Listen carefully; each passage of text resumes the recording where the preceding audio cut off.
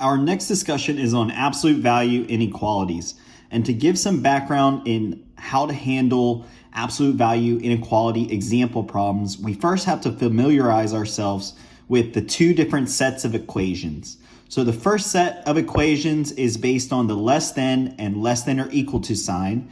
And it states that if the absolute value of P is less than or equal to B, then we'll have negative b less than or equal to p, which is less than or equal to b.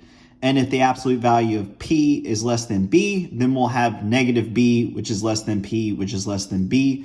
And for the second set is for inequalities that are greater than symbols or greater than or equal to symbols.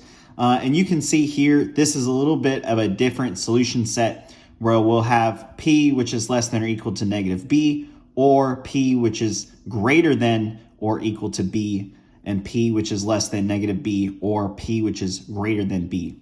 So to go and review these formulas, we'll look at an example problem. So here we have our first example problem where we have the absolute value of 3 minus 2x is less than or equal to 5. So the first step in solving this example problem is we want to note which inequality we have and select the formula. So we have a less than or equal to sign here. And so we know that this will be the formula that we'll use to solve this example problem. So the next step is to plug in our P and B terms into this formula and ultimately begin to solve our example problem.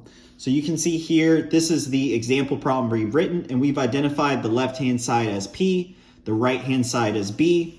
And we can write this in our formula as negative 5, which is less than or equal to 3 minus 2x, which is less than or equal to 5.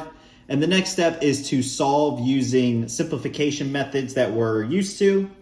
So you can see here, we moved the negative 3 throughout the double inequality. We divided by negative 2, and we have 4 is greater than or equal to x, which is greater than or equal to negative 1. The big thing with this example problem is we're dividing by a negative 2, so our inequality signs are going to flip. The last step in solving this example problem is we want to write our solution in interval notation form. And so you can see here we have 4, which is greater than or equal to x, which is greater than or equal to negative 1. And so we'll write that in our interval notation form as a bracket, negative 1 comma 4 with an end bracket here as well.